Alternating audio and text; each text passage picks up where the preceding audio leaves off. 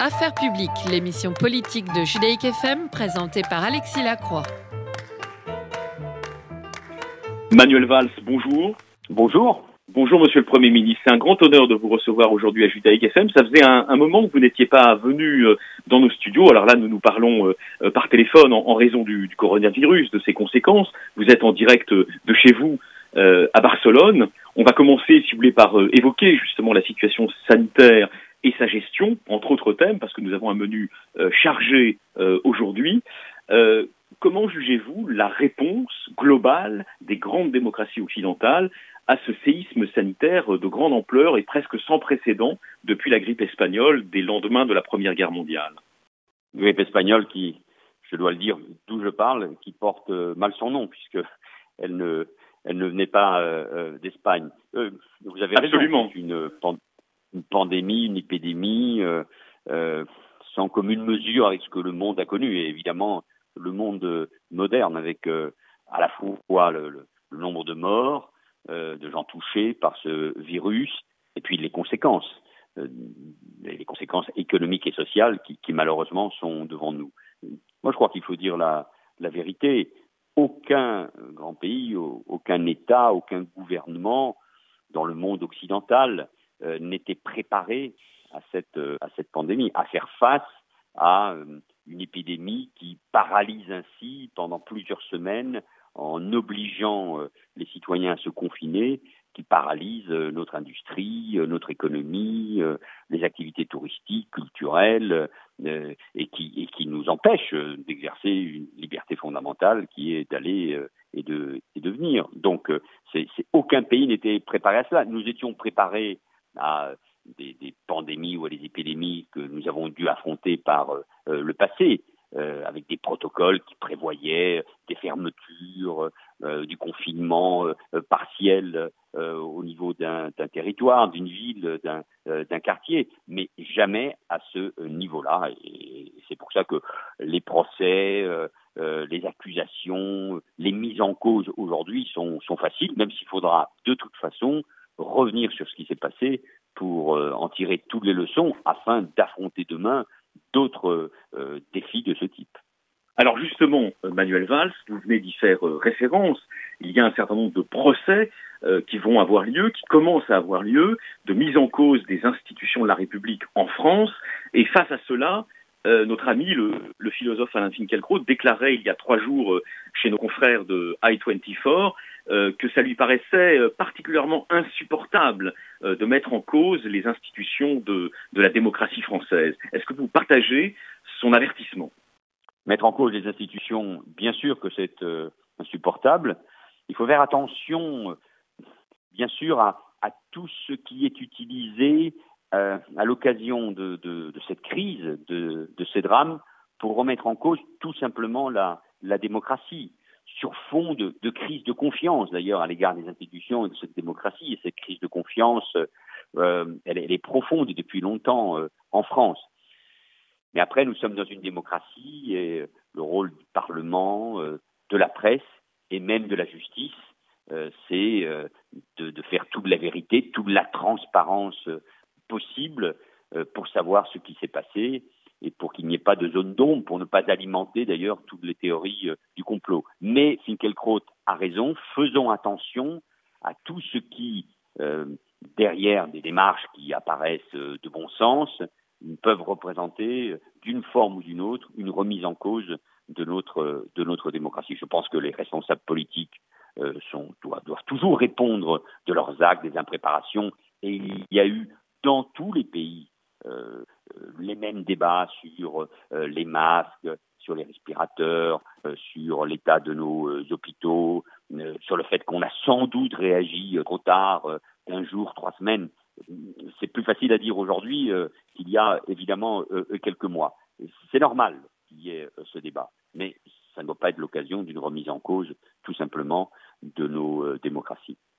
Manuel Valls, vous êtes connu justement pour votre parler vrai, pour votre franchise. Est-ce que vous avez le sentiment qu'en France, pays que vous avez gouverné pendant plusieurs années, il y a eu, disons, on va dire une sous-estimation globale de la nécessité de garder les masques intacts et à disposition en cas d'une pandémie qui déferlerait? Mais le même débat a eu lieu, bien sûr qu'il y a eu une sous-estimation, d'une forme ou d'une autre. Le même débat a eu lieu en Espagne ou en Allemagne. Il y a même eu lieu en Israël, pourtant pays bien préparé tout simplement à affronter des défis qui obligent à une réaction collective toujours incroyable de ce peuple et de la population. Donc, bien sûr qu'il a manqué sans doute du matériel, notamment dans la première phase, pour les soignants. Mais je veux retenir aussi qu'en France, comme dans d'autres pays, mais particulièrement en France, l'hôpital qui a été soumis à une pression incroyable, notamment dans le Grand Est et en Île-de-France, a tenu bon grâce aux soignants, grâce à notre système. Il y a eu un moment où les salles, les services de réanimation pouvaient être débordés. C'est pour cela qu'on a confiné d'ailleurs les Français. Mais le système a tenu bon. La réaction de l'État pour aider les entreprises, pour aider surtout les salariés à travers le chômage partiel qui touche à peu près 10 millions de personnes, a été d'un niveau exceptionnel. Je sais bien, en France, on aime toujours critiquer, mettre en cause, mais regardons aussi ce qui a fonctionné. Bien évidemment, nous savons qu'il faudra mettre beaucoup plus d'argent, soutenir davantage notre système hospitalier, les personnels sanitaires, d'où tous les débats en France et les propositions notamment pour réévaluer les carrières, pour augmenter les salaires, pour réorganiser l'hôpital. Je fais confiance au gouvernement d'Emmanuel Macron et d'Édouard Philippe, à Olivier Véran, pour aller dans ce sens. Mais c'est ce même débat qui a lieu partout. Ça n'excuse pas les inquiétudes ou les critiques exprimées par les citoyens dans chaque pays. Mais faisons attention à ne pas tout remettre en cause. Alors justement, Manuel Valls, on a la chance de vous avoir dans un créneau important de la fréquence juive. Est-ce que vous avez le sentiment que le monde d'après, comme il est de coutume de dire désormais, se dessine en France, mais aussi en Espagne, dans un sens qui est celui du retour de l'État, du retour, si on veut parler technique, de ce qu'on appelle chez les économistes le keynésianisme, en référence à Keynes? En France, c'est une tradition. L'idée que l'État soit fort, qu'il y ait des services publics puissants, qu'ils exercent leur solidarité, et tant mieux. Le républicain que je suis ne peut que se réjouir de cela. Mais on était allé trop loin. On était allé trop loin, Monsieur le Premier ministre, dans la voie du néolibéralisme ces dernières décennies. Mais il y a eu, dans les années 2000 notamment, et ça avait commencé avant, avec la vague impulsée par Reagan ou Thatcher, mais il y a eu évidemment un mouvement qui a touché beaucoup l'Europe, qui a touché beaucoup les institutions européennes, notamment sous la commission Barroso, qui a exigé beaucoup. Mais rappelez-vous aussi les débats que nous avions, ce qui a fait le succès, par exemple, d'un François Bayrou, et à juste titre, c'est sa critique sur les déficits publics et sur l'endettement. Les Français eux-mêmes restent sans doute toujours inquiets sur ces niveaux de dette publique et d'endettement, parce qu'ils savent, d'une certaine manière, c'est eux qui les payent, ou c'est leurs enfants, leurs petits-enfants qui les paieront. Donc les gouvernements ont dû aussi veiller à bien gérer ou à mieux gérer les deniers publics. Mais moi, je suis convaincu que la France, par son histoire, c'est une nation construite par l'État, a besoin d'un État efficace, d'un État stratège capable de voir loin et de services publics à condition qu'ils soient efficaces et aussi réorganisés. Le problème de l'hôpital n'est pas seulement, par exemple, celui du niveau des salaires des infirmières ou des aides-soignants. C'est aussi celui de sa réorganisation, des effets assez négatifs de la mise en œuvre des 35 heures il y a déjà quelques années. Donc ça nécessite aussi des réorganisations. Mais comparons, 85% des enfants des écoles primaires en France vont dans les écoles publiques. En Espagne, dans une ville comme Barcelone, 60% des enfants sont accueillis dans des écoles privées sous contrat. Les pays n'ont pas les mêmes traditions. Je pense que l'idée d'un État stratège, efficace, proche des gens et profondément solidaire, oui, c'est cette idée-là qu'il faut récupérer. Mais permettez-moi une réflexion. Le monde de demain ne sera pas forcément meilleur par essence, parce que nous proclamions, parce que nous disons que celui d'avant, je l'espère, mais d'une crise économique et sociale brutale et dans la crise de confiance que nous connaissons, nous savons aussi que peuvent naître des mouvements populistes sur base de théories du complot qui peuvent ravager également nos démocraties. Alors justement, on va venir à cette question du populisme, de ce qu'on appelle l'illibéralisme, hein, l'absence de libéralisme, de culture libérale dans un certain nombre de démocraties, il y a cette menace. Mais juste avant, sans vous entraîner dans le commentaire de la vie politique française hexagonale, on sait que le président de la République réfléchit éventuellement à d'autres formes de gouvernementalité, peut-être à avoir un nouveau Premier ministre même. Est-ce que par exemple, quand il songe à Bruno Le Maire, ça vous paraît une bonne éventualité ? C'est très difficile pour moi, cher Alexis Lacroix, commenter cela. Oui. Mais d'une certaine manière, je pense que le problème des personnes et du casting, et c'est pas de la langue de bois, croyez-moi, n'est pas essentiel. Au fond, le plus important d'abord, c'est de sortir de la crise sanitaire. Nous n'y sommes pas, nous n'avons pas de vaccin. Le virus se propage encore. Il y a encore, même s'ils sont beaucoup moins nombreux, des morts tous les jours. Il y a d'une certaine manière aussi cette rupture de solidarité partout. Hein. C'est le cas aussi en Espagne ou en Grande-Bretagne, bien sûr en France, avec nos anciens. Donc l'important, c'est d'abord de sortir de cette crise.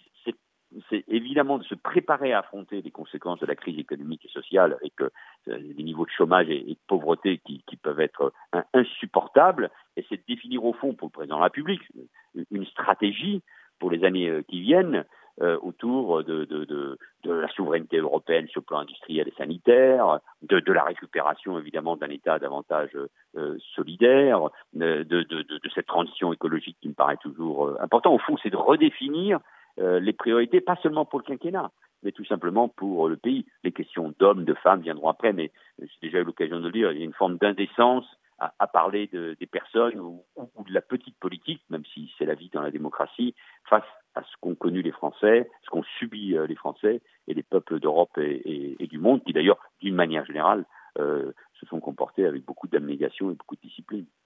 Alors, vous êtes très attendu, bien sûr, sur la fréquence juive. Nombre de nos auditeurs ont fait part de leur joie de vous entendre ce matin.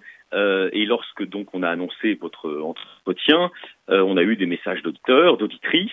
Jessica, qui habite une commune populaire du Val d'Oise, dit que vous manquez à la France et en particulier aux Juifs de France. Et elle demande quel message spécifique pouvez-vous leur adresser ce matin, Manuel Valls ? Vous savez, le combat contre l'antisémitisme, parce qu'il y a compris beaucoup de responsables politiques, vous avez écrit des choses tellement justes là-dessus, Alexis Lacroix, on fait preuve de cécité quand les actes antisémites se sont multipliés à la fin des années 90 et surtout au début des années 2000, quand la haine du juif s'est mélangée avec celle de la haine de l'État d'Israël, quand l'antisionisme rime tout simplement avec antisémitisme. Le message, ça doit être celui de la confiance, bien sûr de la vigilance, parce qu'on voit bien que dans ce monde que nous connaissons, si connecté, on cherche toujours des boucs émissaires.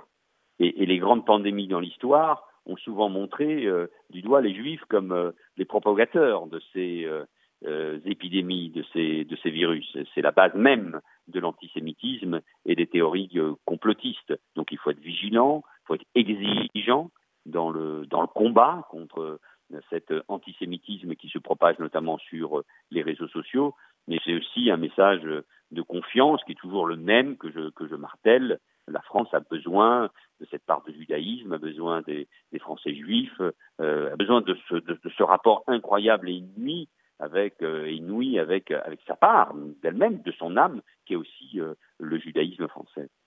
Alors, beaucoup de nos auditeurs se souviennent avec émotion du discours que vous aviez prononcé dans lequel vous disiez que la France sans les Juifs ne serait plus la France. Grâce à Dieu, c'est pas le cas. Hein. La France a une communauté juive vivante et importante, mais à votre nom, Manuel Valls, est associé aussi pour beaucoup de Français juifs le combat sans relâche que vous avez mené contre les conspirationnistes Dieudonné et Soral. Est-ce que vous avez le sentiment qu'aujourd'hui, on a pris suffisamment la mesure du danger qu'il représente sur la toile face, par exemple, à l'exploitation de l'antisémitisme dans la crise du coronavirus ? Je ne sais pas. Je vois que la justice agit.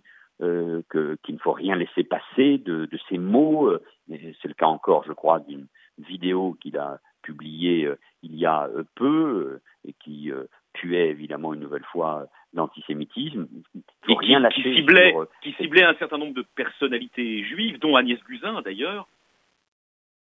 Absolument, il ne faut rien laisser passer en plus de cette alliance, je mets des guillemets, entre partis de l'extrême droite, de l'extrême gauche, entre des personnages qui viennent plutôt de la gauche, ça ne veut pas dire grand-chose, et du néonazisme comme Soral. Donc cette alliance entre ces deux personnages doit être combattue d'abord par le droit, par la justice, puisque le racisme, l'antisémitisme ne sont pas des opinions, il faut en permanence le rappeler, ce sont des délits. Mais je pense qu'on sous-estime toujours la marque et la puissance de Dieudonné, parce que moi je me suis rendu compte qu'en le mettant en cause à partir de 2013, notamment, d'autres l'avaient fait, mais quand j'ai saisi le taureau par les cornes comme ministre de l'Intérieur, j'ai vu la violence à mon égard, pas pour parler de moi, mais de ce que cela signifiait. Et dans beaucoup de milieux, on a souvent parlé du nouvel antisémitisme venant des quartiers populaires et d'une frange minoritaire, bien évidemment, mais du monde arabo-musulman, de la jeunesse. Mais la force de Dieudonné, c'est qu'elle touchait d'autres couches de la société. On a pris ça parfois un peu à la légère. Quand je me suis représenté une dernière fois pour être élu, et je l'ai été, mais de peu, député d'Évry en 2017, Dieudonné s'est présenté à cette élection législative et a été traité par la presse comme un candidat comme les autres. Donc, il a fait beaucoup de mal dans la société. L'absence de réaction, le fait que parfois je me suis senti seul, démontrait, je crois, une absence de prise en considération de ce qu'il représentait. Mais il faut combattre cet antisémitisme. Cet antisémitisme est toujours annonciateur de toutes les grandes catastrophes. Mais je pense que la République, le gouvernement actuel, les grands partis politiques, les parlementaires sont parfaitement conscients de ce que cela représente. Alors, un certain nombre de nos auditeurs, vous vous en doutez, vous regrettent que vous ne soyez plus engagé dans la vie publique française. Votre choix, disons, de l'Espagne, votre choix de donner la priorité à la part espagnole de votre identité est un choix aujourd'hui irréversible? Oui, il faut jamais être définitif. C'est un choix personnel. Vous savez, moi, je ne vis pas de nostalgie, je ne vis pas de rancœur. J'essaie de ne pas vivre avec des regrets. Je suis très heureux de vivre entre l'Espagne et la France. En France, j'ai mes enfants, ma mère, mes amis, mes attaches. Je suis un patriote français. Je me définis comme un républicain de gauche français. Et je peux en aucun cas oublier la France, ce qu'elle m'a apporté, bien sûr, mes responsabilités. Et si je peux aider d'une manière ou d'une autre, par l'expression, par l'écriture, par le conseil, si je peux aider en France, je le ferai bien volontiers, mais je suis aussi profondément européen. Et nous voyons bien au fond que ce qui se passe en Espagne, en France, dans les autres pays, l'attente par rapport à l'initiative franco-allemande, etc., donne l'occasion de m'exprimer sur des sujets qui m'éloignent de la vie politique quotidienne. Et puis le combat contre l'antisémitisme reste toujours, je réponds à de nombreuses invitations en France, j'y répondais bien sûr avant le virus, et en Espagne c'est un combat que je continue, parce que ici il n'y a pas de conscience de cette question, hein. Pourtant il y a eu 1492, mais il n'y a pas de conscience, l'Espagne n'était pas impliquée dans les deux guerres mondiales, il n'y a pas eu le rapport à la Shoah n'est absolument pas le même, et pourtant il y a un antisémitisme qui existe. Habituel, je dirais traditionnel, je n'aime pas ces mots, mais qui existe aussi dans la gauche. Et je combats par exemple les prises de position du parti Podemos, pas très éloigné des Insoumis, qui dans la critique d'Israël déborde très vite sur l'antisémitisme. Et puis le combat pour Israël continue, pour moi, toujours, parce que je pense que l'Europe doit créer les conditions d'une grande alliance avec Israël, la seule démocratie du Proche et du Moyen-Orient, et avec qui nous partageons des valeurs et des intérêts tout simplement stratégiques dans bien des domaines. Votre parole sur ce point est très importante ce matin, au micro de Judaïk FM, Manuel Valls.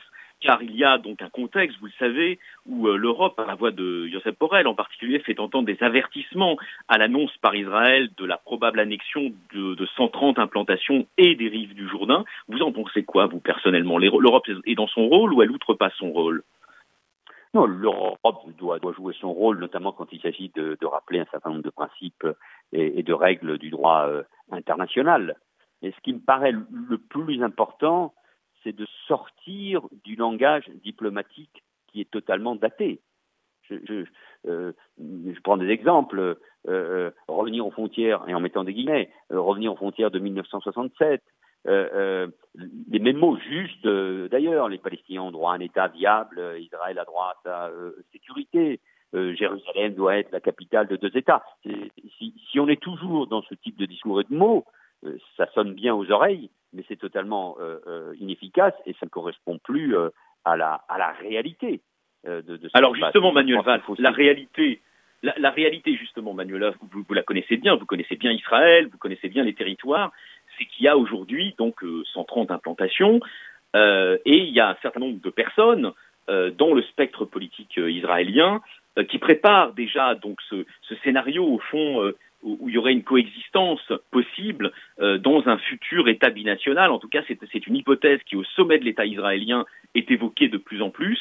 Est-ce que l'État binational constitue un danger pour le sionisme, pour son histoire, pour ses idéaux et pour l'intégrité de l'État juif? Je pense qu'il y a de nombreuses questions. Il faut peut-être se saisir, ce n'est pas facile, je le reconnais, mais du plan proposé par Donald Trump pour passer à autre chose.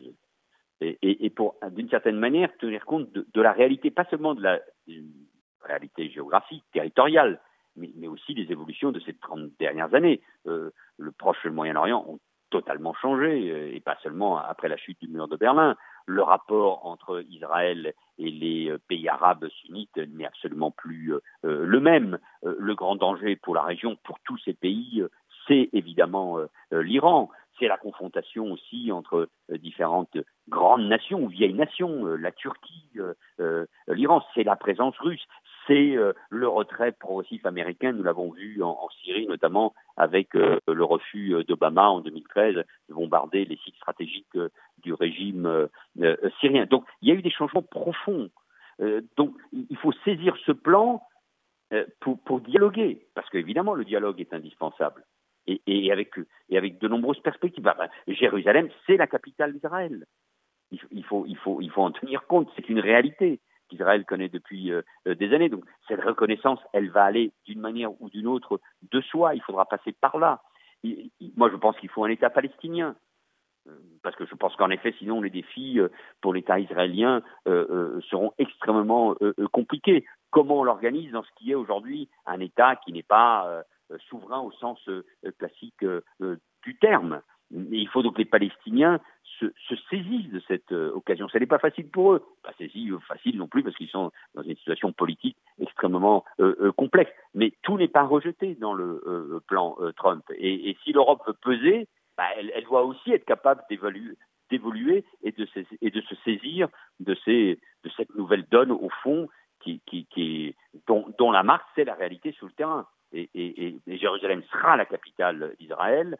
Il y aura des implantations qui ne partiront pas et Israël assumera et assurera toujours sa sécurité, notamment sur la vallée du Jourdain.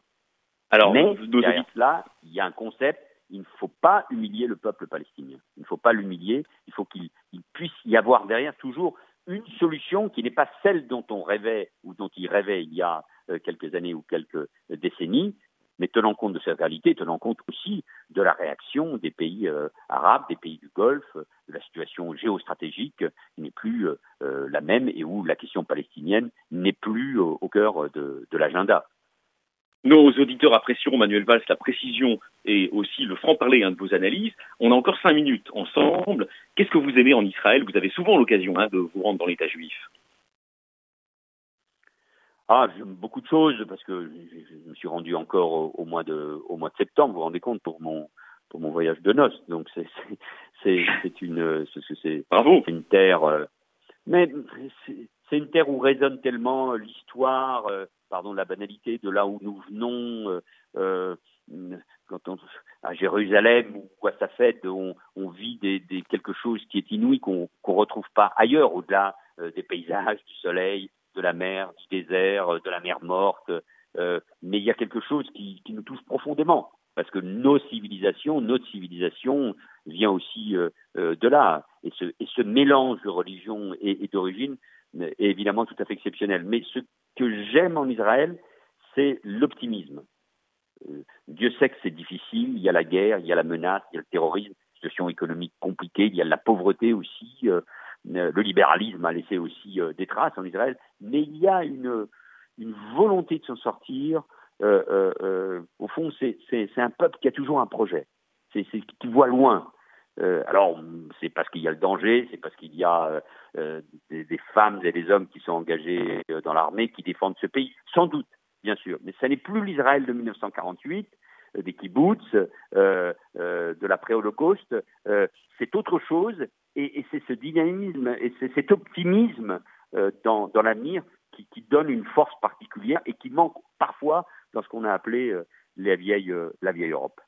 Alors, on va finir par ça. Je sais que c'est une question évidemment très vaste pour finir, mais enfin quand même, Manuel Valls, au terme de cette passionnante conversation, comment on relance l'Europe? Est-ce que c'est plutôt un axe méditerranéen, dont vous seriez le centre, au fond, avec l'Espagne et la France et l'Italie, ou est-ce que c'est plutôt le fameux moteur ou couple franco-allemand qui a d'ailleurs déjà ses passeurs, comme Daniel Cohn-Bendit? D'après vous, ou est-ce que c'est les deux?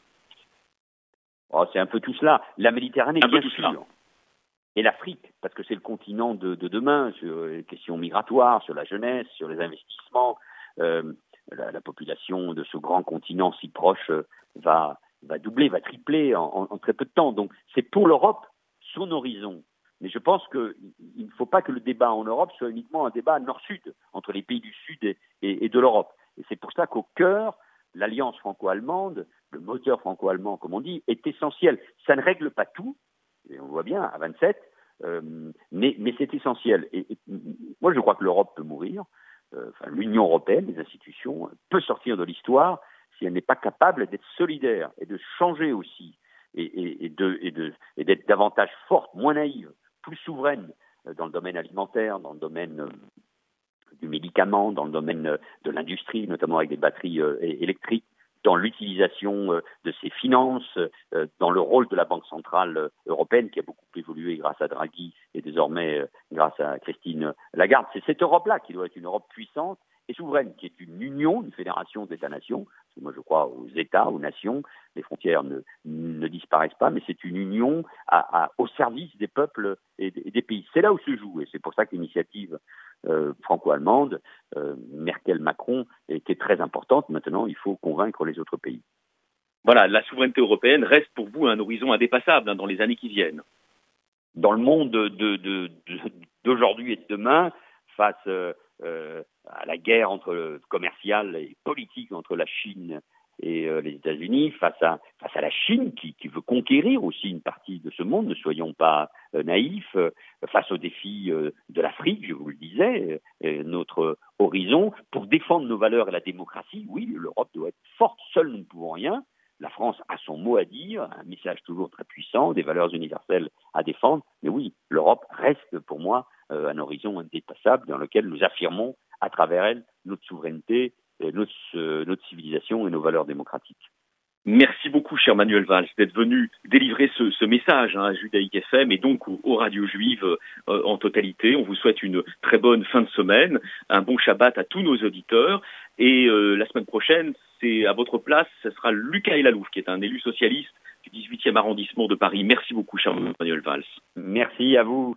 Et évidemment, merci beaucoup aussi à notre réalisateur Serge Surpin. Affaires publiques, l'émission politique de Judaïque FM présentée par Alexis Lacroix.